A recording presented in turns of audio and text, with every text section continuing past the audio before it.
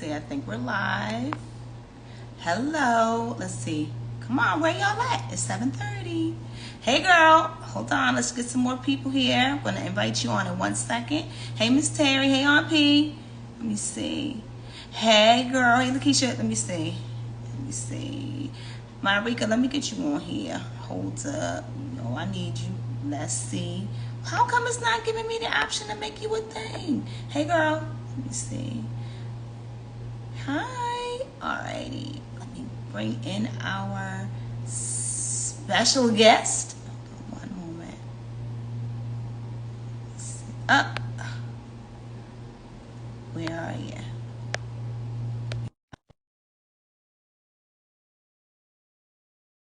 Hey, best friends.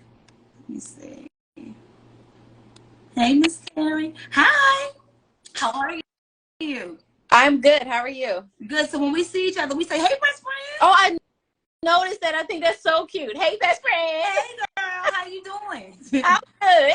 Okay, good. So introduce yourself. Tell us your name. Okay, I'm Ashley. Hey, Ashley. And Ashley is a specialist in cannabis, right? I am. Okay. Well, listen, I want you to know, Ashley, that today I brought my weed box with me Ooh. so we can talk all about what's in here. Okay. Okay. Go ahead. Start talking. Tell us what you want us to know. So, I guess first introduce myself. So I'm Ashley. I'm a nurse. Hey, y'all. I'm Ashley. I've been a nurse for 15 years. I'm actually really an entrepreneur. Okay. The nursing space has just really given me a lot of interesting background to help bring into the cannabis piece of it. And so everything through the lens of wellness, Yeah. how to become better versions of ourselves. I serve other nurses and how they can build businesses in this industry. Okay. I serve as a holistic life coach and a business development coach for holistic businesses. And so what has led me here has been cannabis. When I first started in this space, I was actually working for corporate Okay. in a hospital system. And I was my 6-figure salary, you know how people go get their 6-figure salary and then quit. I was one of those people. Okay. And it was all for cannabis. And it was because I wasn't well. I was stressed out. I was overworked. I was not getting what I needed to roll personally, emotionally, spiritually.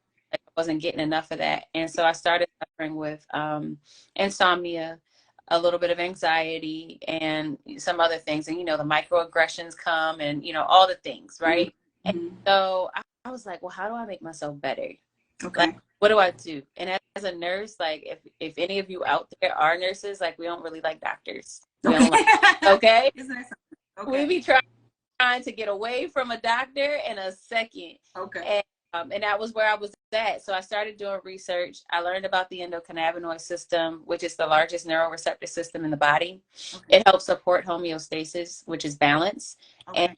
And the thing that people mostly know that supports the endocannabinoid system is cannabis, but there are other ways to support your endocannabinoid system. And so my introduction to that reality was through yoga. Oh, make the connection for me.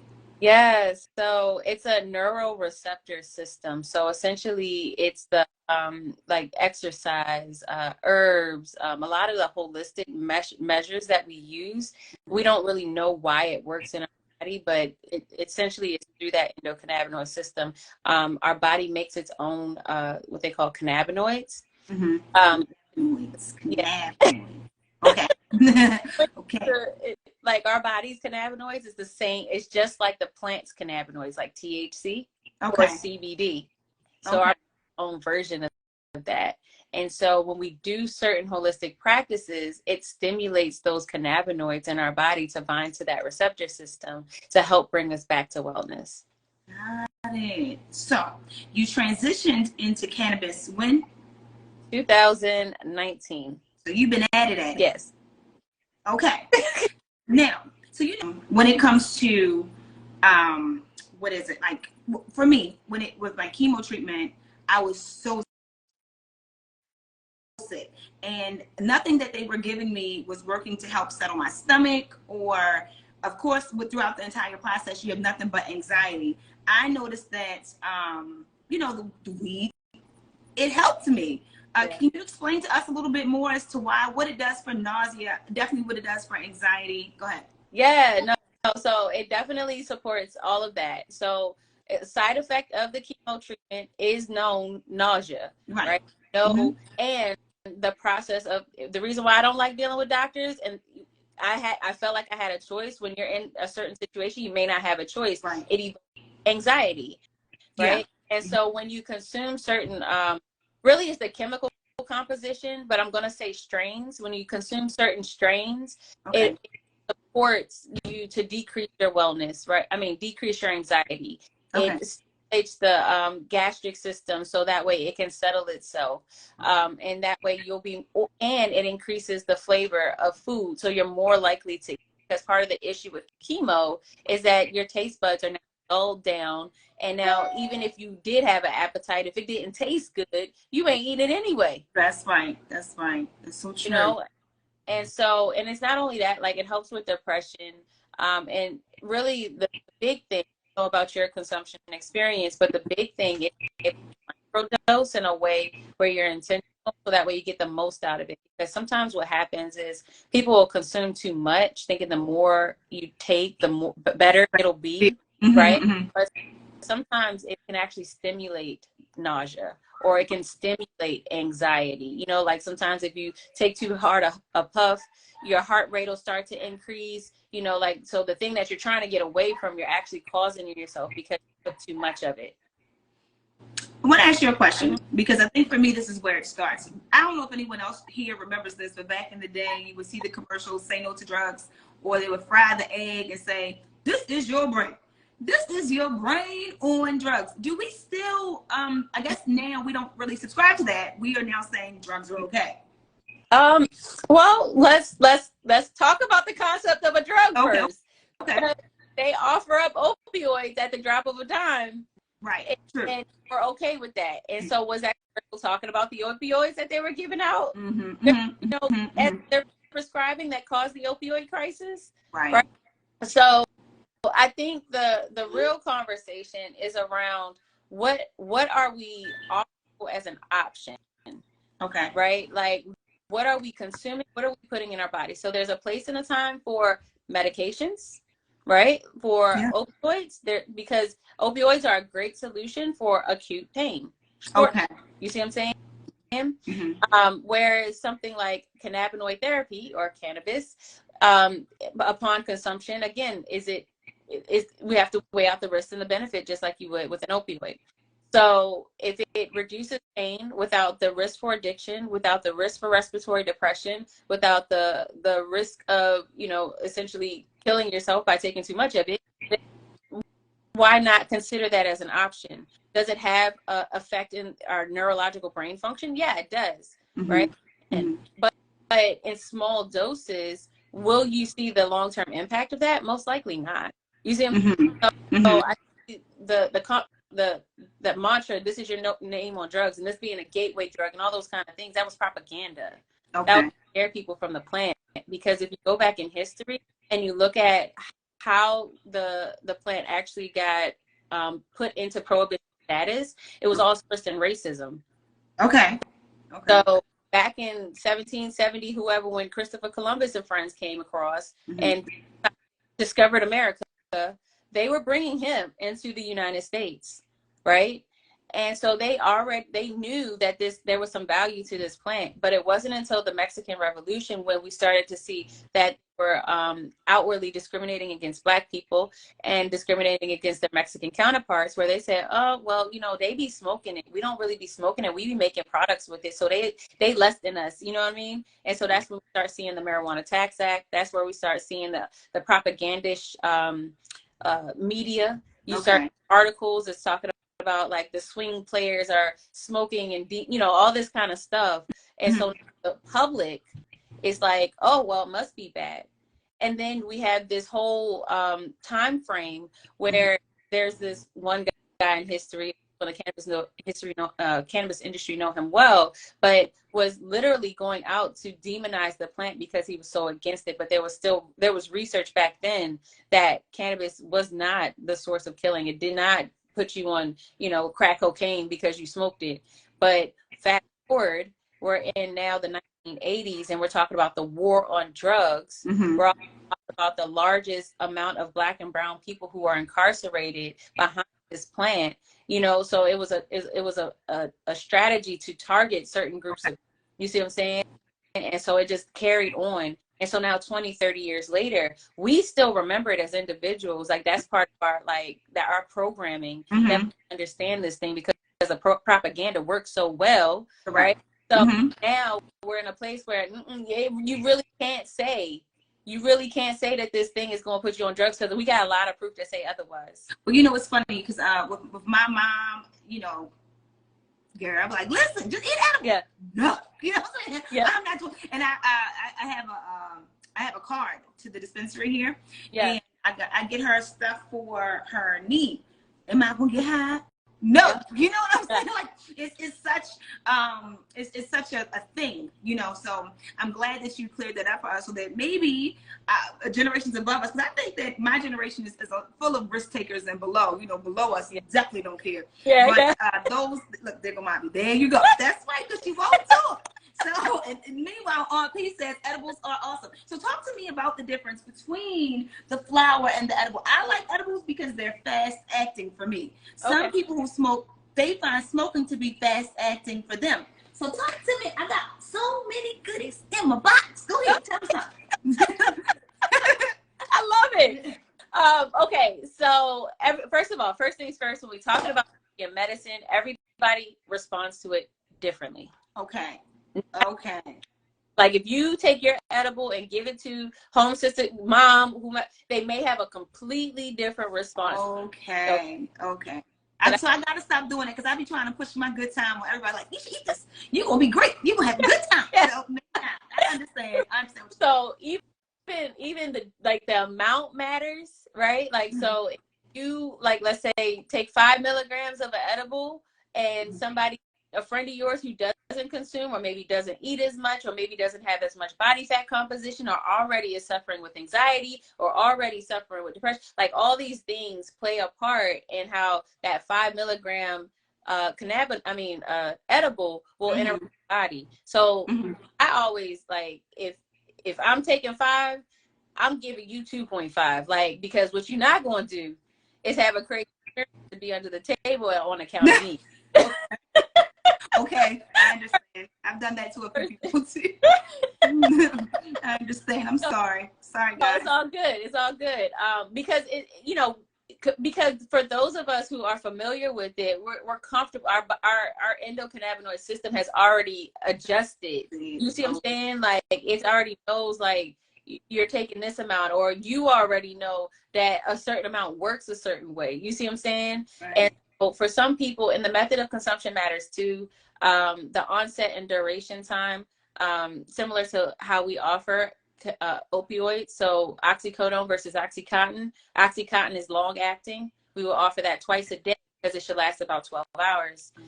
And then the oxycodone will offer it about 4 to 6 hours because it's short acting. And so similar. You are so smart. Wait, I know everybody on this call is so impressed, because we have no clue why they choose one or the other. That makes really good sense. Because I was reading, like, well, why did they give you Oxycontin? No, they gave me oxycodone. What you get? You know what I mean? So thank you for explaining that. Yeah, of course. Okay. And so it's the same thing with the cannabis plant. So if you want an edible, it actually lasts in your system longer, up to 10 hours, 8 to 10 hours. Versus a smokable, you might have a 2-minute duration time, or a 30-second duration time. Time up to a 2-hour duration time. You see what I'm saying? So somebody feel high for up to 2 hours off of one inhale. Where if you take 2.5 milligram gummy, you might not feel it for 4 hours and feel it for up to 8 to 10 hours. Got it. Now, I think this is a question that we often get when you get the packaging there. So I'm going to use, this is not from the dispensary. This is from a different dispensary. But so, like, if you get a pack like this and it says 255. This is quite a bad example. I need one that says, so this says 500 milligrams THC. Does that mean that each is 500 or each in it is what is it? 500 in the pack. And so if it's 10, then it'll be 50 milligrams per dose. Okay. All right. Because sometimes people see this and they'll be like, you took 500 milligrams. No, I didn't. Okay. Yeah. All right. My other question is, what is the difference between THC and cannabis? It's a compound in the plant. So the cannabis sativa plant is what you could grow. You have a seed, you water it, you give it nutrition, sun, the whole thing. And so on the plant is these little like crystals on it that has oil in it, and when you extract it, the chemical composition is made up of a lot of cannabinoids. So the cannabinoids that we're referring to include THC and CBD. There are over 100 of them though. Got it. And so when you have your edibles, let's say, they're making it from that oil. The tincture is made from oil. The oils are actually, I mean, they do other stuff to it. I'm trying to make it as like simple as possible, but basically pulled from the concentrate of it and made it products. So now I want to talk about what you just talked about. Was the word tincture? I just learned it a few weeks ago at the dispensary. This is a tincture. Well, I'll open it. This is a tincture, and tinctures actually make it easier to cook with, right? So now people don't have to use butters and all of that because it comes like this. So with this, what I was told was to heat some water up, drop it in, just drop a drop. My issue is I measure nothing. This is why I'm totally terrible at baking. I can cook, I cannot bake because I do not measure. So with these, you have to be extra careful because they're extremely potent. But explain with the tincture, like how they work and all that. Yes. So tincture is kind of cool because you can put it in food, you can make your butter, you can put it under your tongue and absorb it through your mucosa. You can put it on your skin and it can help with eczema. You can, I put it in pimples and it helps with headache. Wait, the tincture? Yeah. So the tincture can get rid of eczema? Yeah. Huh. Go ahead, keep talking. Look at my mother. She makes me so proud. I got tons of stuff right here. Go ahead, I'm listening. No, you can. It's a versatile product. It's the easiest thing to dose. So especially when we're talking about medical purposes, especially when we're talking about children, when we're talking about inside hospitals, like that's probably going to be the most versatile when we're talking about medical consumption, right? Wait, like they give you this in the hospital? Eventually we're going to get there. They can do it in California, in Maryland. I'm actually, I participated in advocating for getting access in our hospitals here in Maryland. And they do allow access for children in our school systems. Whatever you need us to sign, we will support it. Won't we, ladies? Yes, we will. This is the topical lotion. Now, I primarily buy hybrids. Can you talk about hybrids, sativas, and indicas? Yeah. So I actually don't like it. I don't like that we're quantifying it that way. Okay. That's one thing. I feel like there needs to be a slight shift in how we address the category of cannabis that we're dealing with. Okay. So we're talking about sativa, though. When they're saying that, what they're saying is this will probably be very uplifting. It'll probably be motivating. It'll probably be like your creative juices will probably be flowing. You might find yourself in a corner wiping down some stuff that you probably ain't wiped down in 2 weeks. That's what there's with the indica. It's more like the sleep, the couch lock, the feeling your body. A lot of times that they'll consider that to be the thing that will reduce your pain. And then the hybrid is a combination of both, and it means something different to every dispensary. That'd be like 64. Like I don't even know how they come up with that. I think I was looking at those percentages. Even when it says 92.600 milligrams of THC and 8.09 of CBD, and all of these are kind of confusing. I'll show you these. These are on my gummies because I do have a box. Can't really see, so but I'll send it to you, and maybe you can break it down, and I can screenshot it and put it in the post. Okay. So people understand, because really you have no clue. You really, the reason I am an advocate of the dispensary, especially here, fentanyl is in and on everything, and so I feel like it's safest to purchase from a dispensary. What's your thought?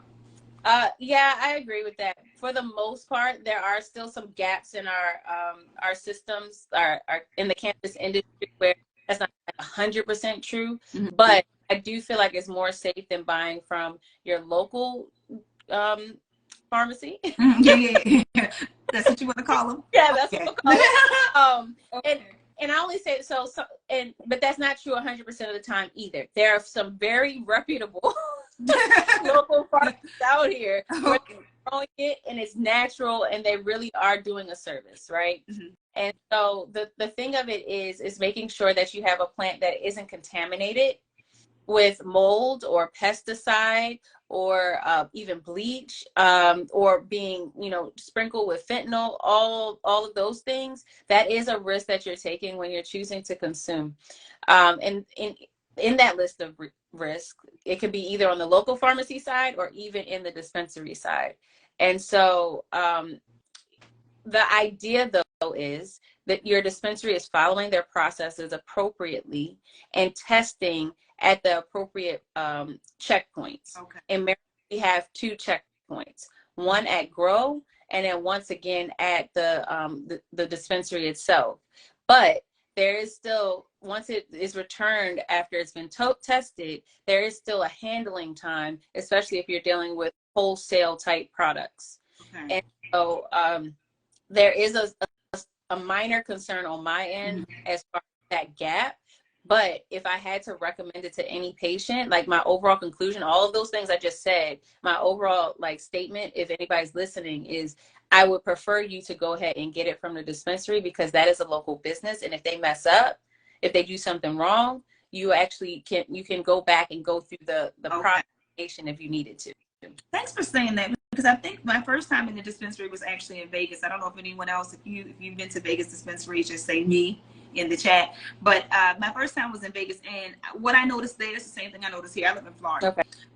Is that the dispensaries don't take cards. If they do, it has to be a debit transaction. It can't be credit. What is that? Why is that? It's still federally illegal, and our financial systems aren't supporting the transaction and sale of cannabis just yet.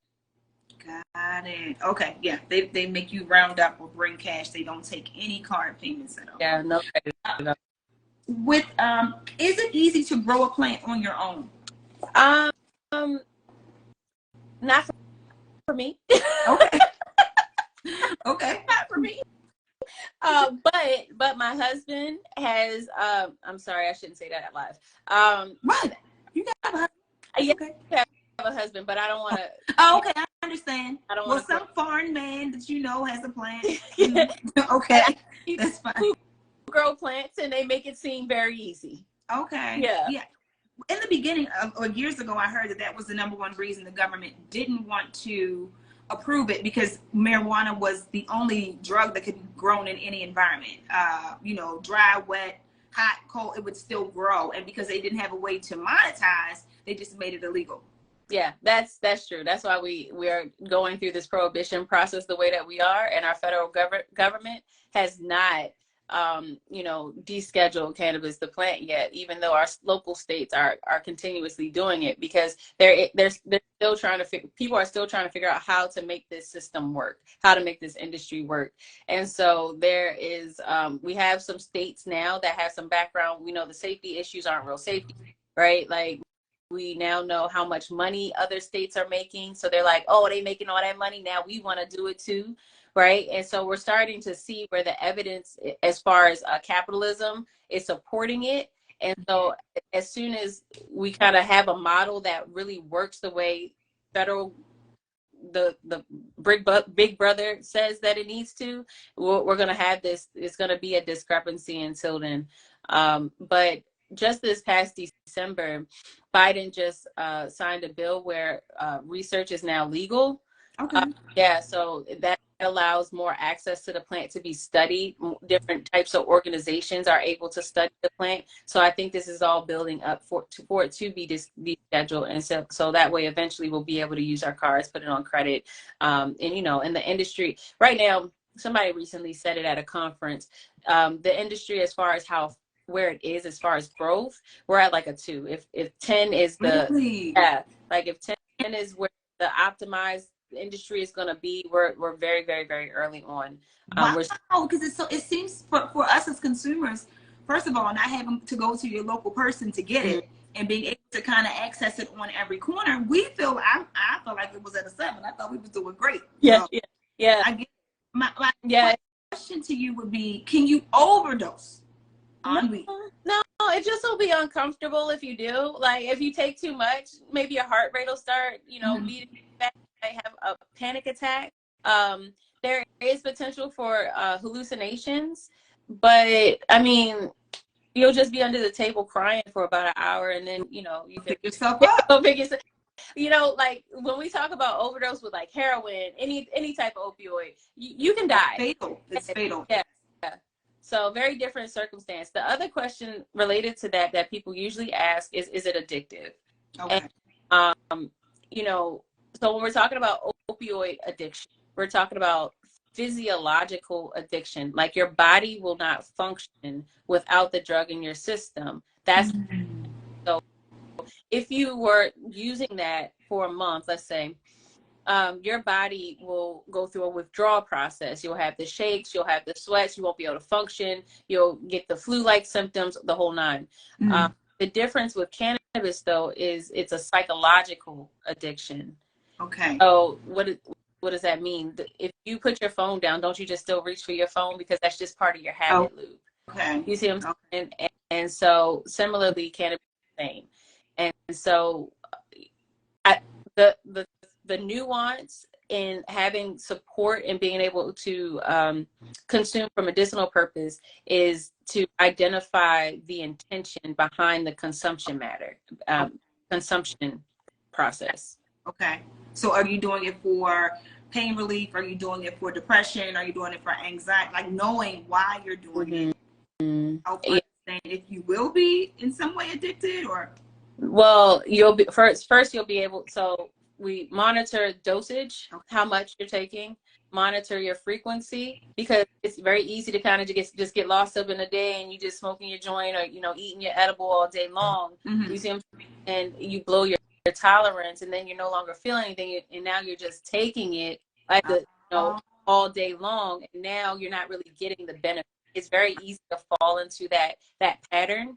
And so before falling into the pattern, when you first get into it, it's important to monitor when you're taking it, when your symptoms come up, how they're getting better, if they're getting better, what cannabinoids are working for you, what terpenes are in your plants that work for you as well, and other ways to support your endocannabinoid system in the process. I love everything you said today. Mom, you can't shame me because I'm addicted. So I am psychologically addicted. It's okay. Oh, my last question, because we keep hearing about vapes and stuff. So is it best not to use a weed pen? Is it best to use like a paper? I think everything has a risk and a benefit. I think that having a vape is actually quite good. First of all, you can use it just about anywhere. You get the quick onset and the shorter duration time. I think the key, though, is going to a reputable dispensary again, because they make those tinctures. The tincture that's in the vape pens, they actually use it from like leftover bud, like trim or wasn't looking. They'll make it from that, and so being able to get your vape from a reputable place is important, because I know we had that vape scare and like people were getting sick and everything. And I think the problem, and I'm not an expert in that, but I think the problem is that we don't know what was in that vape or how it was contaminated. Okay. Well, I thank you so much for your time. Thank you for making time for your breast friends. I love y'all. If you need us to sign something, we right here. Send me the link. I'll send it to them, and we will support you in all your causes. Thank you so much. Thank you. I really appreciate it. Thank you. Bye, breast friends. Bye. Bye.